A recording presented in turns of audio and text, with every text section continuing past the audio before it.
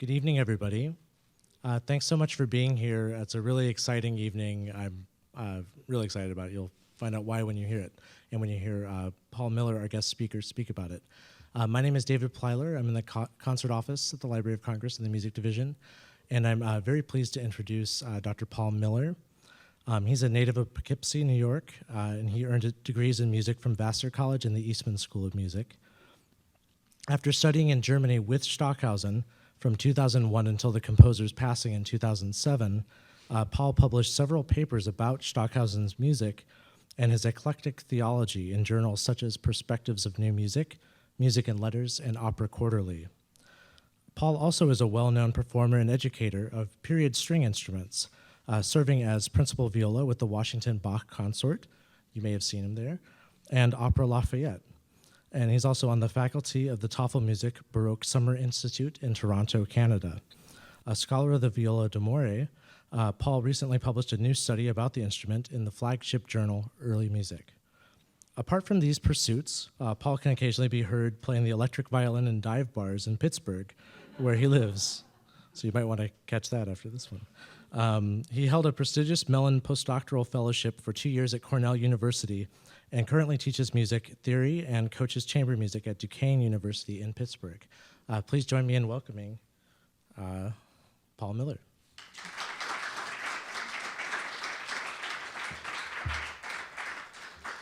Thank you, David. David and I were at Eastman together, and he's a fantastic composer too, if you didn't know that. So thank you so much for coming out. It's my job to speak to you a little bit about Stockhausen, Birtwistle, and Morton Feldman. And so what will happen is that I will stand here and speak for about 40 minutes or so, give or take. Then we'll have a few questions, and then at the very end, around 7:10 or 7:15, Colin and Nicolas, Hodges, the performers tonight, will come, and you will be able to ask them questions. So that's very exciting. They'll be sitting right here in the very comfortable chairs. So they'll be mulling up back there as I speak about their pieces, which they probably know more about than I do. But they'll be there later, so that's very cool. Okay, so I wanted to start by talking a little bit about Stockhausen's theories. This was in the 1950s was a very important time for music theory because, you know, a lot of, especially in Europe, because a lot of the techniques and aesthetics and whatnot were being thrown out because they seemed in the minds of young folks to have led to the cataclysm of the Second World War. And Stockhausen lost both his parents in the war. His mother was slightly bipolar and she was taken away.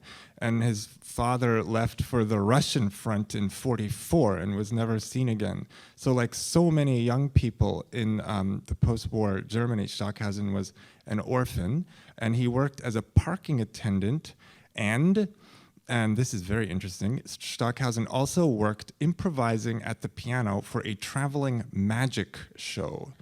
Now, you may laugh at that, and it is kind of funny, but this is really interesting because his whole approach to music is sort of like generating magic in some way or another, pulling the rabbit out of the hat, and to have a kind of lull you into a kind of, you know, sense of lull you into some sort of state of, and then all of a sudden do something absolutely miraculous. And he does this over and over again in his music. Stockhausen studied in Cologne. He grew up right nearby Cologne, and very soon he got involved with the Darmstadt Festival, which started in 1946 because Darmstadt was bombed, so leveled on September 11th, by the way, 1944, I think it was. Darmstadt was leveled, and so people in Europe and Germany especially wanted to help young people to rediscover the progressive music that was banned for the last couple of years. So the music of Hindemith and Webern and Schoenberg and Stravinsky was not very well known in Germany during the war. So they set up a summer festival for 2 months. It started off as 2 months, Darmstadt. Now it's like 2 or 3 weeks. And they invited all the young, promising composers and musicians from Germany to come in a hunting lodge outside the city, because there was no place to have the classes in the city. And Stockhausen was one of the first people who came. And very soon, this Darmstadt festival became world famous. And everybody from the United States and England and everybody was coming over. And Stockhausen was really in the forefront of this, especially in the early 50s.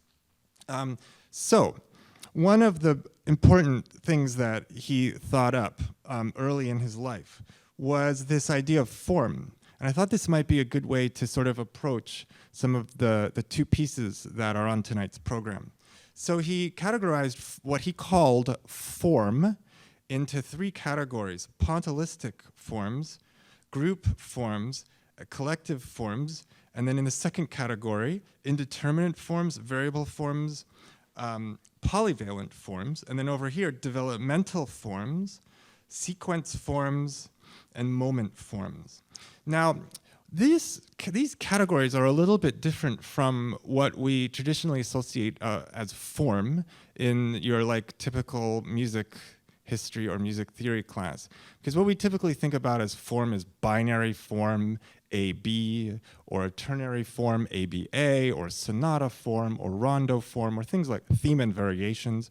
But these are not really, the word form is not quite used in the same way, because some pieces can have more than one form, and they also sometimes describe more of a kind of stylistic approach to music rather than some sort of form in time. So pointillistic music was a term that came into use very early in the 50s and describes some of the music that sounds like very almost random notes, very all over the place. Messiaen actually really was into this idea of pointillistic form with some of his pieces that he wrote right after the Second World War. And Stockhausen and Boulez and Luigi Nono and the other composers of the early 50s were really fascinated with the abstract nature of, as if a Jackson Pollock painting.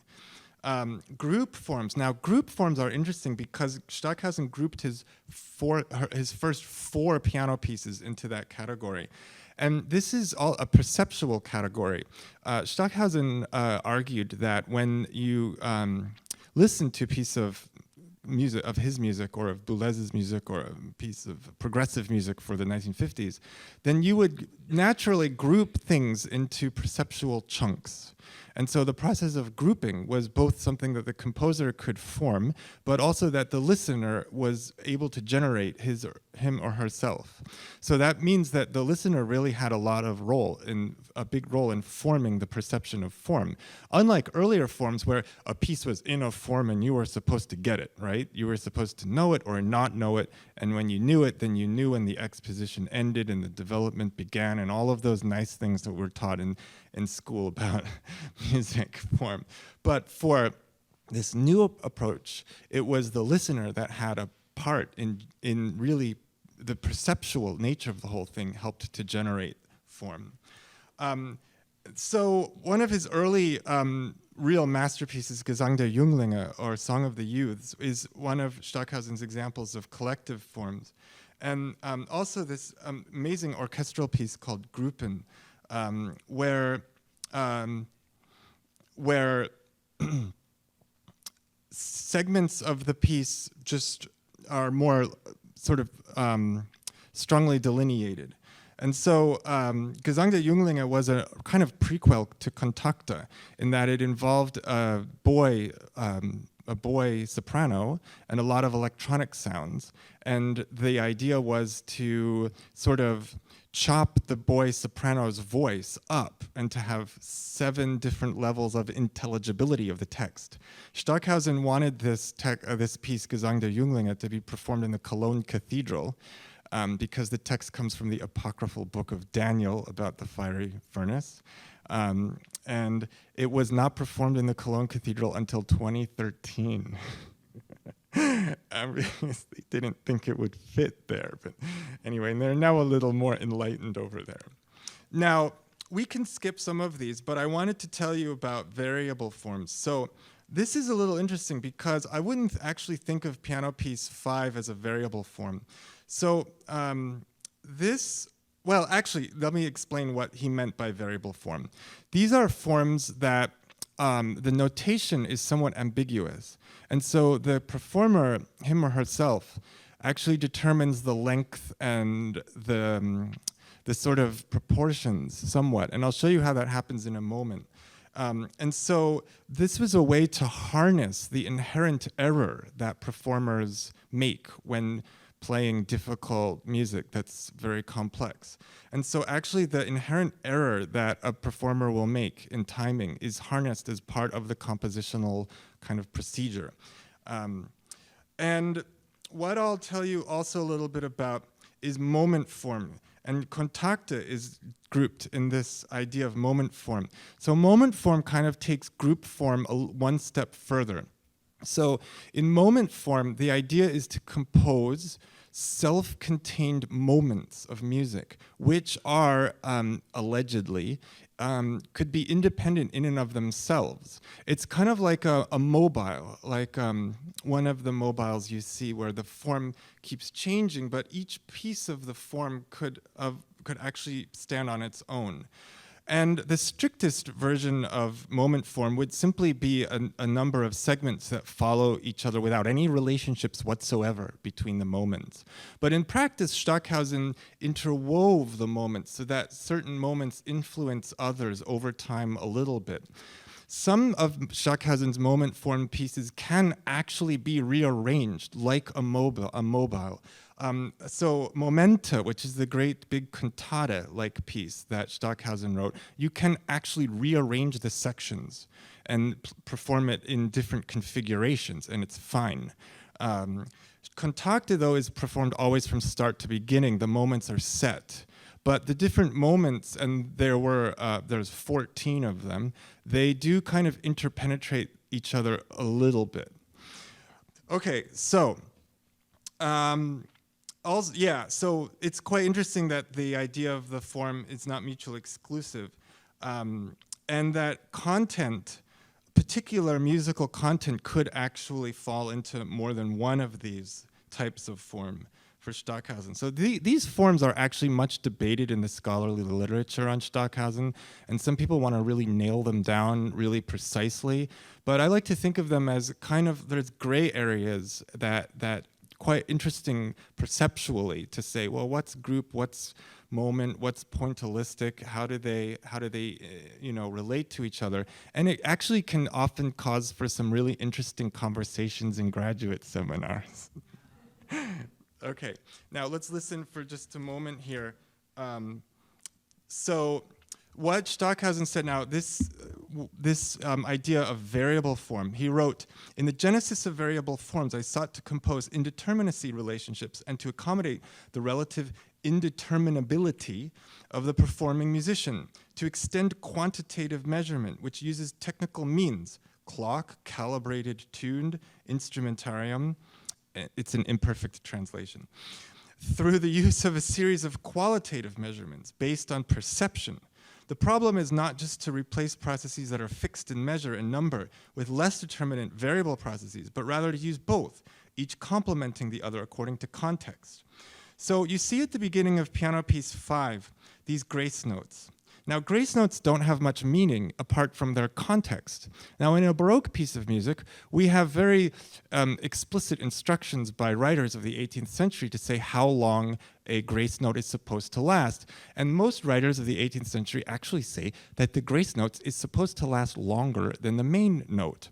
But in post-tonal music, we have no such practices, and we don't have the kind of consonant and dissonant polarity of tonality anymore anyway.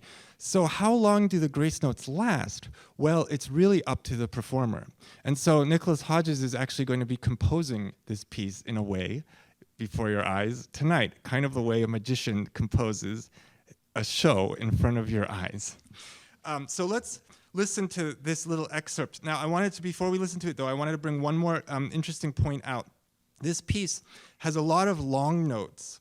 I want you to listen to those because it's actually, I find this very, very beautiful, that there are a lot of long notes that are held while almost pointillistic music happens above and below them.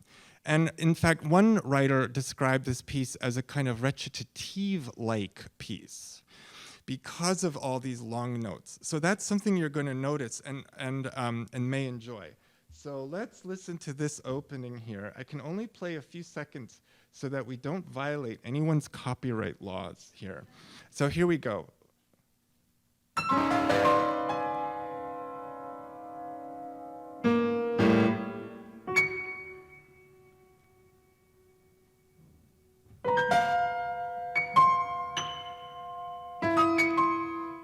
Yeah, that's the beginning.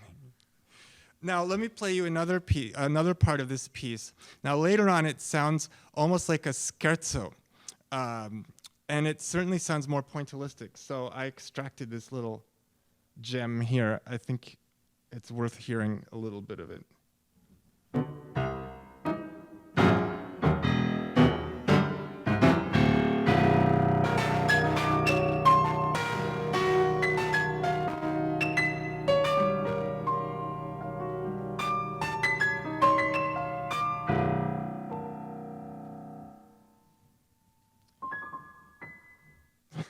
The little tinkle at the end is kind of fun.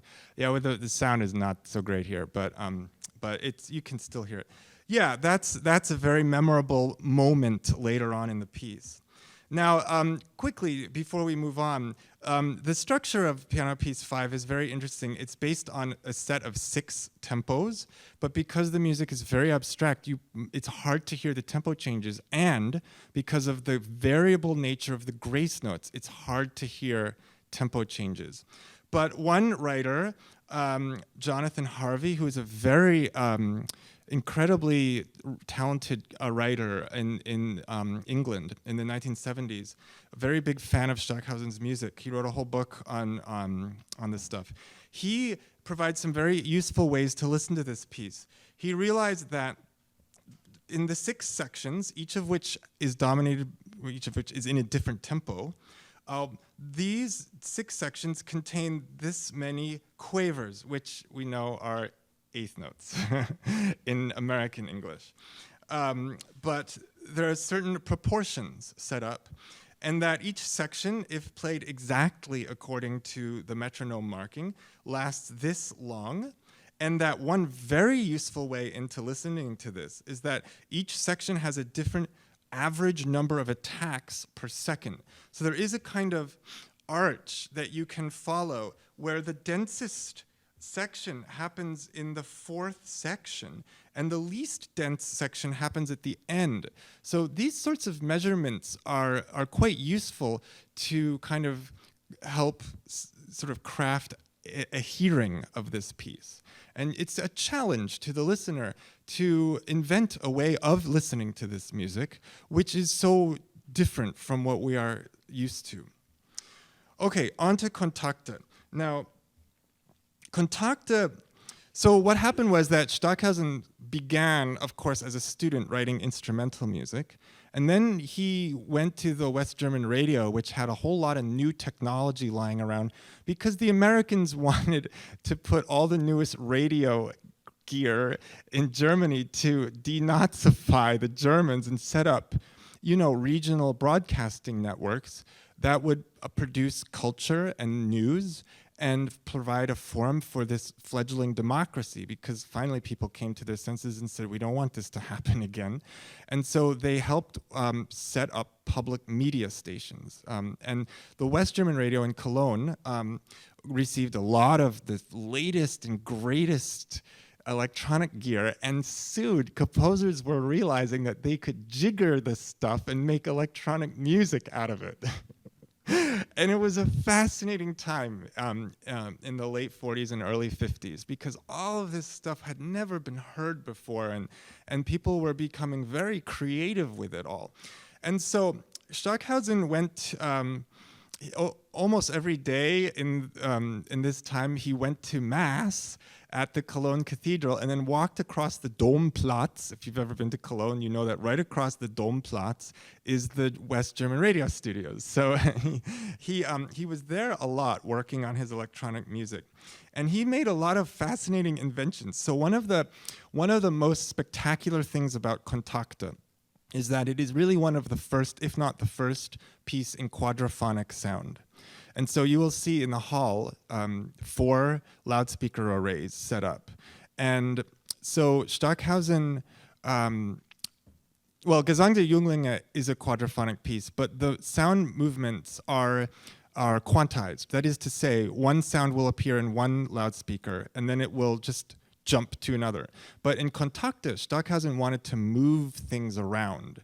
And some of the most thrilling aspects of the piece is the unbelievable spinning, the way sounds spin around your head, go even through your head if you're sitting in the right place. You can sense these things, and there's a tremendous amount of spatial activity in the room, which sort of lights up the space and makes it absolutely fascinating, apart from all of the sounds that are going on stage. So in order to get the surround sound to work in 1958 and 1959, Stockhausen invented a rotation table in which he mounted this loudspeaker, which has a metal nozzle, and he put 4 microphones around it. You can see 1, 2, 3, 4. And he was able to spin the table and play electronic music through it, and to get all the phase and Doppler effects right, so that you have a very, very accurate perceptual record of the spinning of the sound.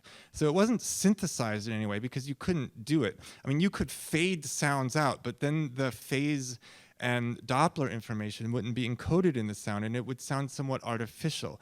But here, there's actually, the way the spinning was done was with this rotating table. And you can see him holding the wire because it starts to get coiled up. But there he is, recording Kontakte there. Now, one of the interesting things about the program notes is that he said that it's a series of combinations intermediate between electronic music, which is reproduced from 4 loudspeaker groups, and instrumental music, played by a pianist and a percussion player simultaneously during the performance. So this was also unusual for the time, because what it is contacts, is the contact, literally, between the electronic sounds and the instrumental sounds, and all of their meeting, the way they meet in the middle, and the way that you may be tricked into thinking that an electronic sound is an instrumental sound, and vice versa. Okay, because electronic music had actually advanced to the point in the late 50s that you could actually get much more control over what you were doing in the electronic domain and almost make stuff sound like an instrument. So, now this is also interesting for Kontakte. 6 instrumental sound categories are used: metallic noise and metallic tones, membrane noise and membrane tones, and wood noise and wood tones. The piano has to join or split up these categories, give signals for their interplay. The electronic sound categories produce relationships and transitions between the instrumental sounds, melt them, and estrange themselves into hitherto unknown sound spaces. So it's a very descriptive idea. Now, this is one of the sketches. This is one of the main sketches for Kontakte. It's not reproduced very well. I apologize for that. But it gives you a sense of just how detailed the sketches were that Stockhausen made 700 pages of sketches for this piece. And because it was really not easy to make electronic music in those days. I mean, you had to cut up tape, you had to do all kinds of tricks. And so what's interesting is that it's actually in Kontakte not the things themselves that are so much ordered, as it is the transitions between the things themselves. So the next sketch is actually very, very interesting because at the top he writes Veränderungsgruppe. Veränderungsgrad, excuse me. So that means the degree of change. And underneath it he writes Freiheitsgrad. So that means the degree of freedom. So Stockhausen was taking arrays of numbers from 1 to 6, and so 6 would be like a big change between this section and that section. And 1 might be very little deviation from the plan in this section, right? So he was actually taking integer numbers, 6 grades of them, and using those to give him the degree of freedom he had to deviate from the plan in his composition, and the degree of change from one section to another. So as you listen to Kontakte, try to think about, like, what is this sound world like in this moment? And then the next moment, can you compare it to the previous moment? How big a change has there been? What changes have happened? Have we changed from wood to metal sounds? Have we changed from electronic to instrumental sounds? How has the change occurred? You see, this is really a music about metamorphosis, okay? Now, let me play you a little excerpt. Now, this is really a shocking and very kind of famous in our world. This is a famous sound from Kontakte, one of the most famous sounds in all of electronic music history. And so I said that Kontakte has to do with the context between electronic music and instrumental music. But Kontakte also has to do with the way things are perceived, and the way that a single object can be perceived in many different ways. Okay, so we can think of pitch as rather fast vibrations, say 415, as I play here in Washington with the Washington Buff consort, 415, not 440, 415 cycles per second, right? But then rhythm is also a cycle, right? So if you have, say, 4 cycles per second, that's a rhythm, right? And then beyond that is form, right? So if you stretch a sound out, then it can be so long that it can generate form. So let me play you this passage from about here. You will hear a sound from the pitch world go down into the rhythmic world. And then on the next page, you will hear pitch added. And then Stockhausen adds reverberation. You see these little ice pick things here? And then the reverberation becomes so long that that sound becomes form. And then the piano breaks in and plays the same note as the electronic music. It breaks in, and it's an amazing effect, I think. Let's listen to this excerpt, and I'll turn the slide at the appropriate time. And I'm just gonna check my plug. Seems to be fine, but let's see what we got here.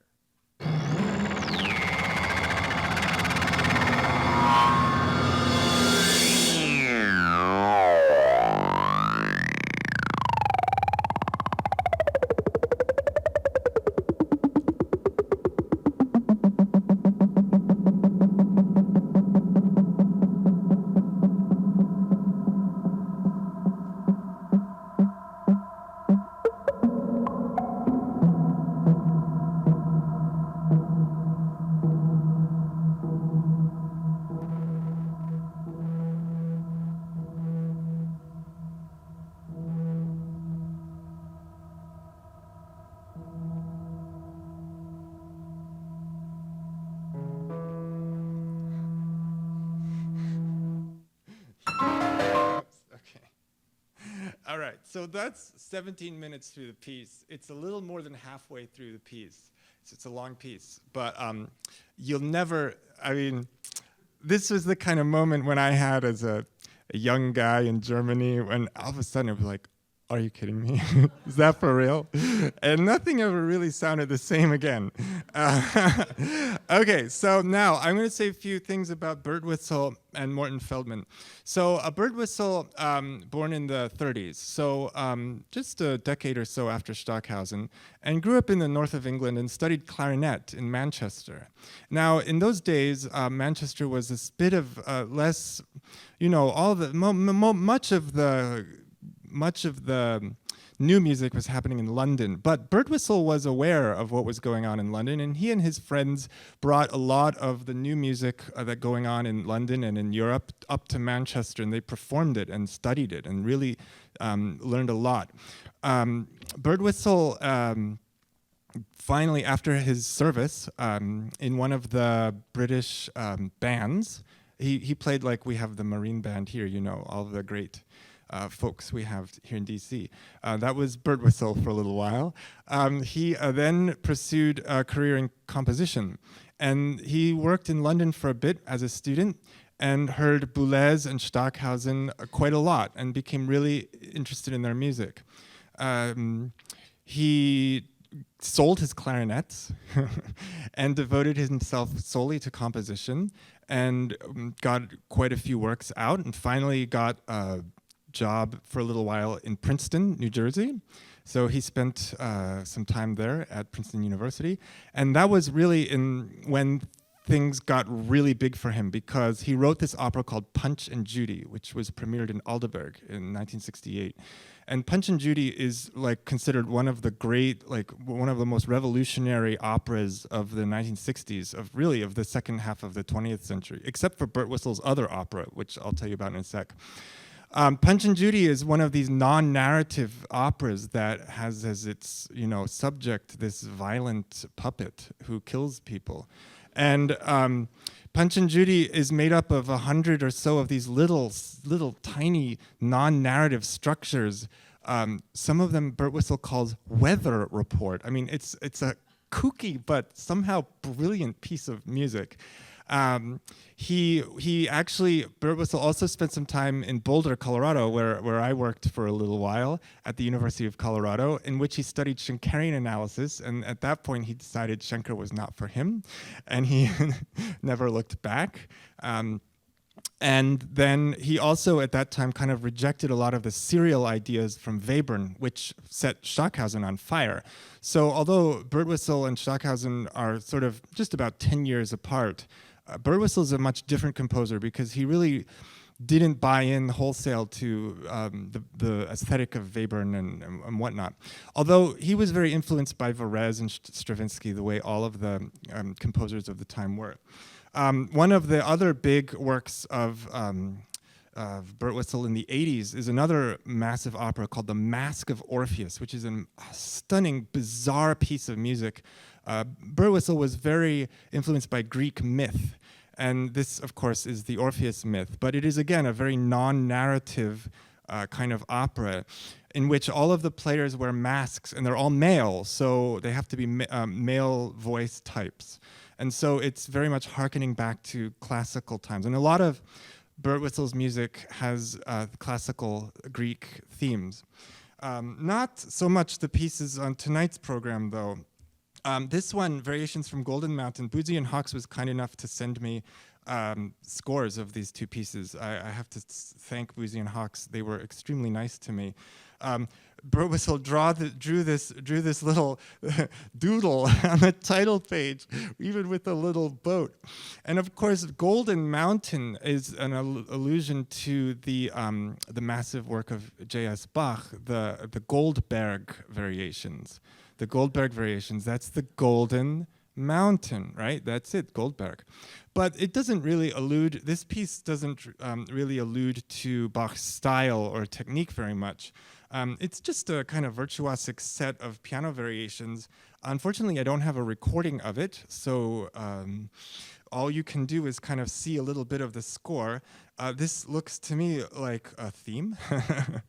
And then you'll see that the theme is varied, the texture is varied quite dramatically throughout the piece.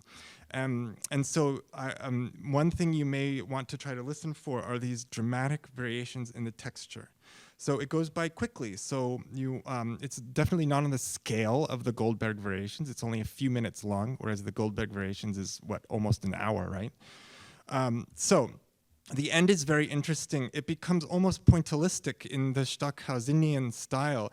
And the pianist, Mr. Hodges, has to play a prepared string.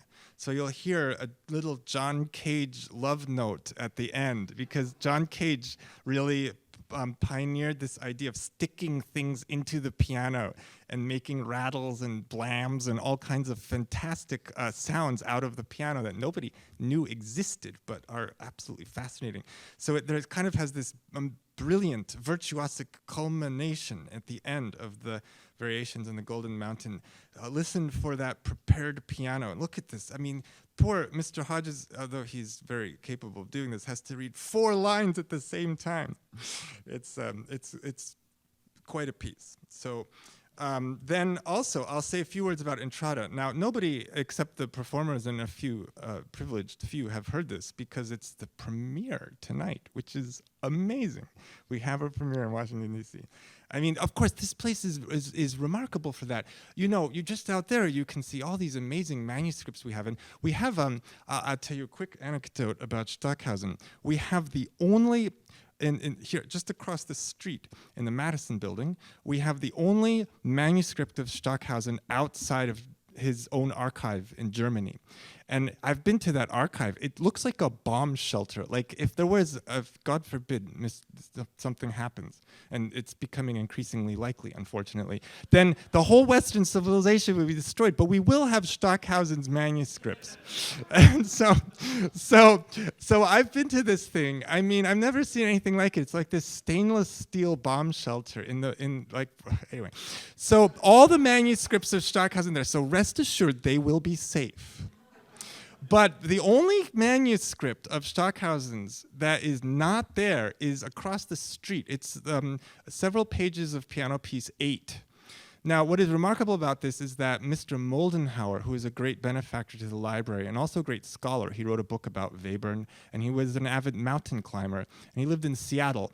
And he got Stockhausen a concert in Seattle, and as a gift of gratitude, Stockhausen gave him this little bit of the manuscript. And I was astonished when I found out about this 15 years ago. And I told the ladies at the Stockhausen Foundation, I said, you know, they have the piano piece 8 in Washington, D.C. And they said, yes, it's a scandal. I said, what? A scandal? They said, yes, Stockhausen should never have given that to Moldenhauer. It was, we don't know why, we can't get it back, but, it's a scandal, and we should never. And I said, oh, okay.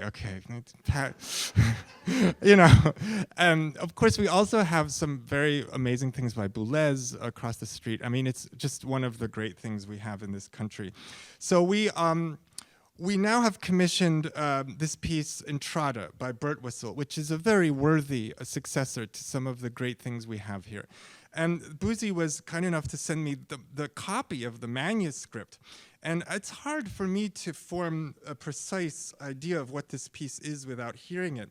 But it looks to me as though there is a sort of a process of order at the beginning in which all the events happen together. And then you see these grace notes. It starts to sort of fall apart rather soon. And so I'm no expert on this, and perhaps the performers will tell you more about this.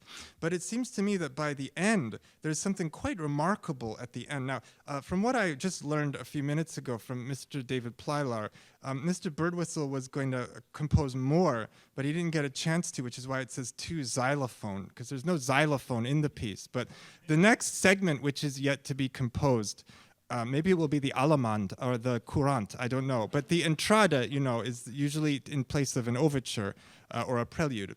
So maybe the percussionist, maybe Mr. Colin, will simply move silently towards an imaginary xylophone at the end. We don't know. We can only find out by attending the concert.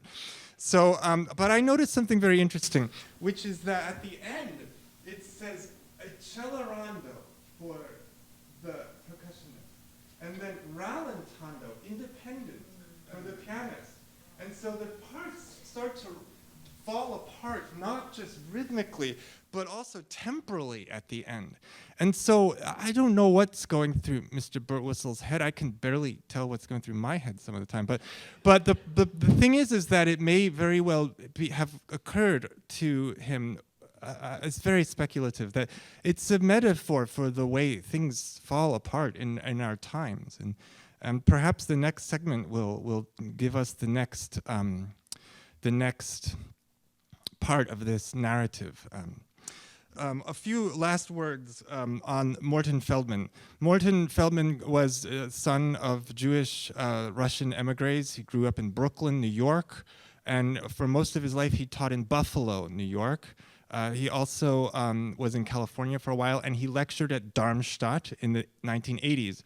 Morton Feldman was one of the few composers who had great respect both in the United States and in Europe, one of the few of that time.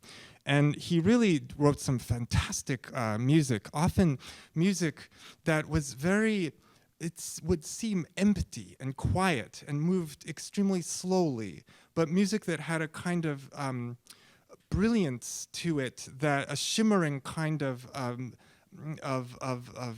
economy of means to it.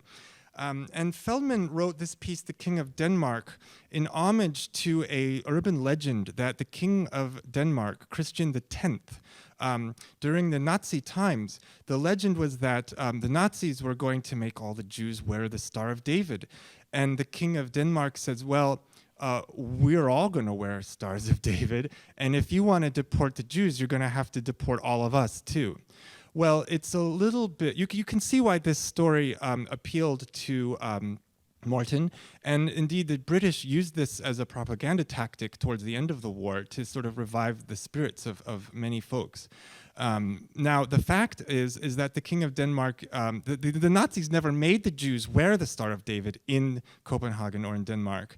And the king did help fleeing Jews. He sent boatloads of them to Sweden.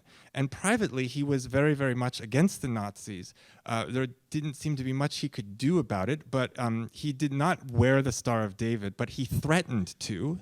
In his memoir, in his diaries, he did. And after the war, he became very, very much beloved because he was a very staunch supporter of an anti-Nazi kind of monarch.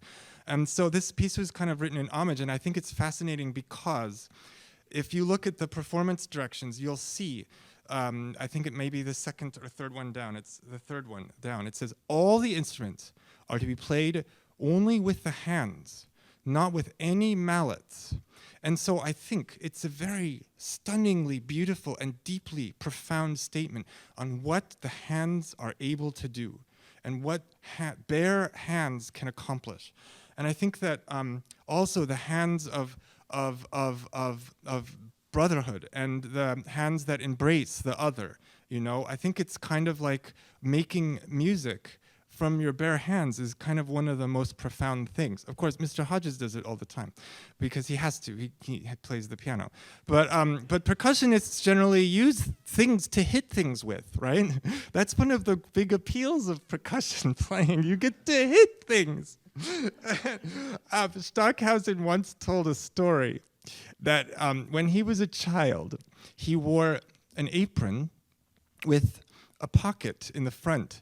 And his favorite thing to do, he had some hammers, and his favorite thing to do was to run around the house and hit things with hammers that he would hide in his apron. So Stockhausen was also a bit of a percussionist and wrote some very interesting percussion music, of course, in Kontakte as well as other pieces. But I think that the Feldman piece, like you can see how indeterminate the score is at the bottom. I could tell you a little bit more about how to read it, but that would be, you'd have to register for a graduate seminar with me. I take MasterCard, Visa, all of those. But just to suffice to say that this piece requires a great deal of effort on the part of the percussionist who must create the piece in a way, because Feldman only gives you a few general instructions. I'll give you one very quick thing. The number 7 says that 7 high-pitched things should happen. So this row is high events, middle, low events, low-pitched events. And so the number 7 means there has to be 7 things at the beginning. Now, what those things are is more or less up to the percussionist, if I'm not mistaken. And please do correct me if I'm wrong, Mr. Colin. Right, this is about a 6-minute piece, and you'll really get a sense for the ingenuity of the percussionist who has to devise much of the piece himself. Great. Now, I was going to play a few videos of different performances of the King of Denmark, but I see that we're nearly out of time, and you can just as easily as me Google these things on YouTube. There's quite a number of very interesting performances of the Feldman piece on YouTube, and if you cared to do so yourself, I think that would that would be a great way to spend some time. So we have it's 7:15, and so I think that we can invite our performers in and take some questions now. Shall we? May we invite them in, Mr. David Plylar? Here they are, Mr. Colin, Mr. Hodges.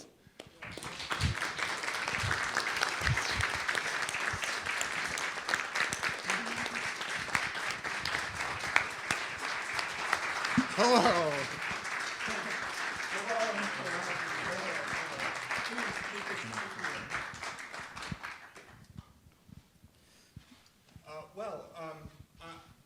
I suppose I get to ask the first question. Can you tell us a little bit about piano and percussion? What is it about those two instruments that's interesting? Well, they have... I'm interested what he's going to say. Yeah. They have the most marvelous sonorities. And I think you'll hear in the concert tonight. I mean, one could talk all evening and all of next day and all of next week about Kontakte, of course, but you will hear in that piece the sort of the adventures and exploration of these sonorities and where they interact. And there's this sort of grey area, this hinterland, where they coexist. So not only between each other, but also in relation to the electronic part as well. But I think sonically, they meld very well, and in this wonderful new Birtwistle piece, you can hear terrific matching and discussion between the more metallic sonority of the vibraphone and the wonderful percussive resonance of the piano. That's a starting point, but of course it's much more than that, much more rich than that, and there's an unending kaleidoscope of colors there that can be looked at together. And of course, the piano is a percussion instrument in itself. So, especially when you add percussion to it, like Stockhausen does in Kontakte, it brings the piano even closer to the percussion. So you really have two percussion musicians in a way together. Let me ask, please, one other question before we open it up to the audience. So Kontakte is a piece with a recorded, with a whole, well, what would have been tape, but now of course it's on a laptop, which is completely inflexible. It just plays. Although there are certain undulations that the control does in order to sort of adjust the balance of the four channels. What is it like as instrumentalists to have to coordinate to a completely inflexible recorded, as it were, track behind you? It's an interesting challenge. It's enjoyable for the most part. I mean, you have to take the risk. It would be very easy, but really rather awful to do a version of the piece in which you just did a lot of the gestures just slightly reacting to the tape. So one could do that, but the way that we approach the piece, we really try and line up with the tape. So we know the parts, I mean, as well as we possibly can, and then sort of put ourselves out there for some of the big hits. And it's very enjoyable because we've got these sounds that, you know, Nick will be the same as me, I'm sure. I mean, I've known this music since I was really small, and I've known these magical, strange, beautiful, utterly thrilling and enticing sounds for decades now, and I'm basically making music with this world of which I'm so fond. Yeah, I mean, of course, there are many pieces for percussion and tape and for piano and tape where it's one individual trying to fit together with this inflexible mechanical monster. But of course, with Kontakte, and there are other pieces like it as well, there's the two of us as well that we have to agree. So we can both, for example, everyone has a different way of learning this piece. Everyone has a different way of counting or remembering or feeling the spaces of time that you have to judge. And when two musicians come together with a slightly different understanding of how those times should be counted and felt, you have to really what's the word? negotiate. Come to an arrangement. Okay, yeah, you have to negotiate, and it's chamber music of a very special kind, because it's chamber music not just between the two of us, and not just between one of us and a tape, but between two humans and the machine. So it's quite a complicated triangle, that really. I remember the first time I did it, which is now I think 20 years ago, feeling kind of lost a lot of the time. Not lost as in not knowing where I was, but just feeling very, very insecure about it, because you can't ever see it coming, you know. There are people nowadays who use a laptop and they have the trace of the sound, and they can see when it's about to happen. So they literally can see it coming. I'm dead against that. I'm dead against that too. It takes away all the tension. Yeah. But it's just so much fun now, because once you like, I mean, Colin and I have been doing it for 10 years, did we say? Together. Was this the first thing we did? Or did we do the Axe Manual first? Yeah, that was the first year we worked together, yeah. First year we worked together, yeah. But now, you know, you begin to really feel a lot of them very, very naturally, and that's a wonderful experience. Well, let's open it up. May I take this microphone, Michael? Oh. Okay, great. So, questions in the back. Great.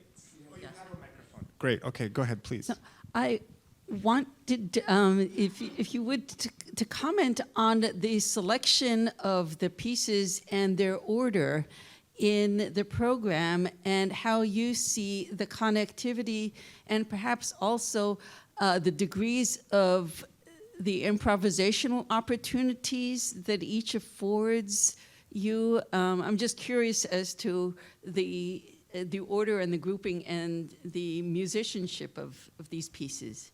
Can I start? Yeah. I'm going to start, but he's going to finish, because you asked about improvisation, and the only thing with any freedom really in the whole program is the Feldman solo that he's doing. But I think just to say, the Feldman, Birtwistle, and Stockhausen all knew each other. There are lots of stories in Feldman's writings about Stockhausen, and also about Birtwistle, in fact, of one or two. And Birtwistle stayed in Feldman's apartment for a year, one year when he was... was it at Princeton, I think?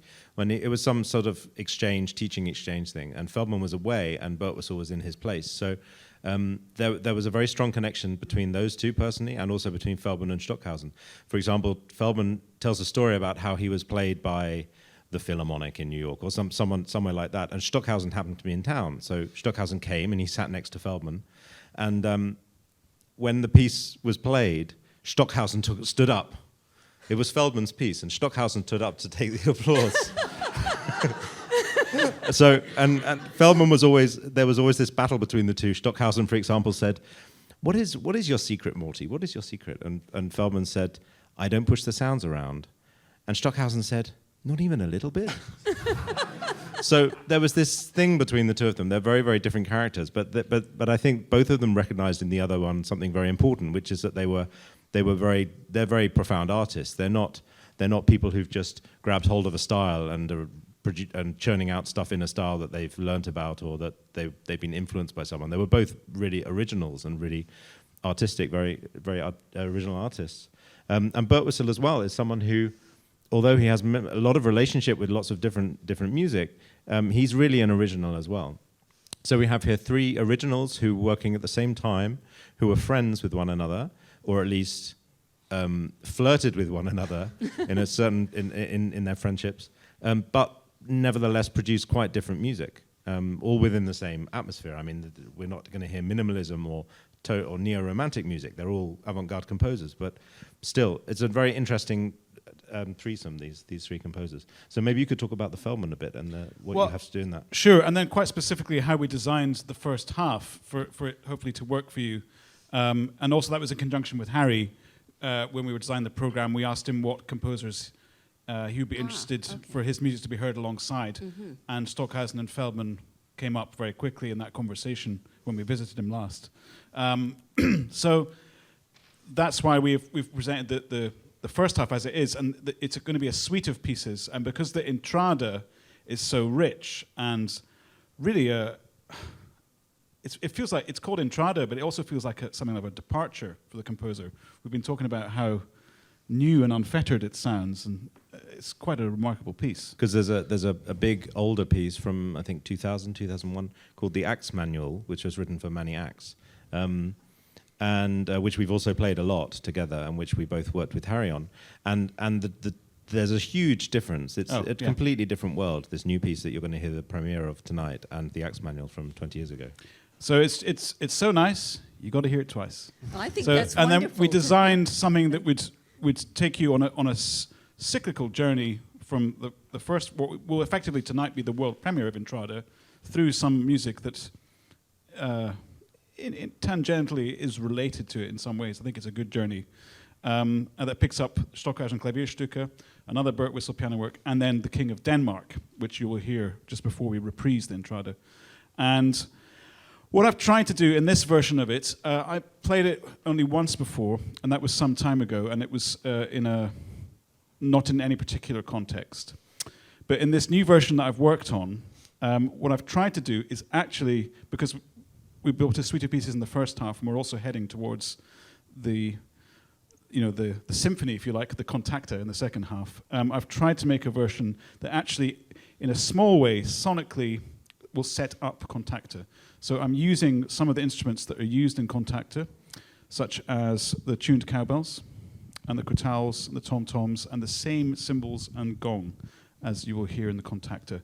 So that's your reward for coming to this talk, is that you get this information. So, but on some level, I hope that what I'm doing with the King of Denmark will just be this a fleeting shadow of some of the sounds that you will hear in the second half of the concert. Another question. Do we have time for one more? There's a microphone being passed around. Please raise your hand if you would like to ask a question. Yes, sir. Thank you. Thank you. I've wondered, you said you've played Kontakte now for the past 10 years. I've wondered whether or not in recent years you've noticed an increase in interest in some of the music from Stockhausen in particular, or a decrease, or things are about the same in today's concert world. Wow, that's a very interesting question. Well, I live in London, and I would say recently there's been an upswing in interest in Stockhausen's music, certainly the live performances. There's been several things recently, both at both major art centres, Barbican and the South Bank Centre. And it's been marvellous. And the South Bank have just announced that they're going to do Donnerstag next season. Everyone's doing Donnerstag. It's in the Opera Comique this fall. And it was in Basel not long ago. So. Yeah. But there was also the Birmingham show Wednesday where they did the helicopter piece. Look that one up, the helicopter piece. So I probably would rather not comment because I'd be guessing about worldwide. Do you have any impression of that? Well, yes and no. Well, yes, I do have an impression, and it's yes and no. It's gone up and down in different ways because there was around Stockhausen there was a team of devoted acolytes who played only his music, and I was with one of them a few years ago on a jury, and he said that his work has completely fallen since Stockhausen died because the mystique of the Stockhausen ensemble has gone, and I said to him, "What mystique?" Which was a little bit mean of me, perhaps. But I think that certain people who played a lot of Stockhausen don't play it quite so much. But on the other hand, the students are fascinated by it. I've got now this year, in just a few weeks, the third final recital of a piano student who's doing Kontakte in the last 5 years. I mean, and these people play it really, really well because they have recordings. They have 5-6 recordings. They have the DVD with other musicians, and they have people like us teaching them who've got experience with the piece.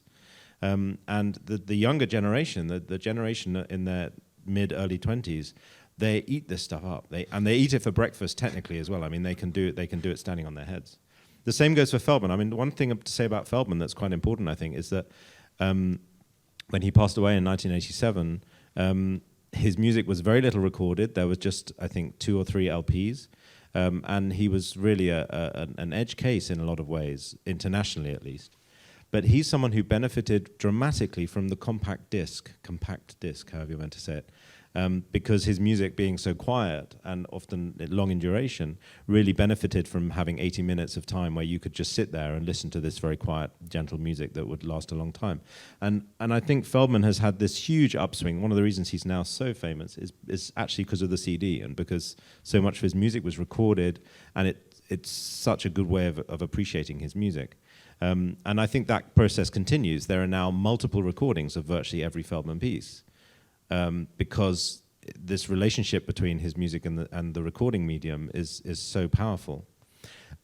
To turn that the other way around, Stockhausen was writing more and more complex things, and the recordings were more and more complicated to do, and so there are less and less of them, fewer and fewer recordings of Stockhausen. So it's interesting to see the effect of not just in concert life, but also in recording in the home and in the industry in general. Well, I'm afraid we're out of time. I'd just like to say one thing before we end. And that was when Stockhausen himself gave talks and had guests and performers talk. He always used to end before the concert by saying, "Have a good trip." And so I would like to wish you all a good trip, and I would like to thank the performers so much for spending their time with us and speaking so eloquently about the music. So thank you very much.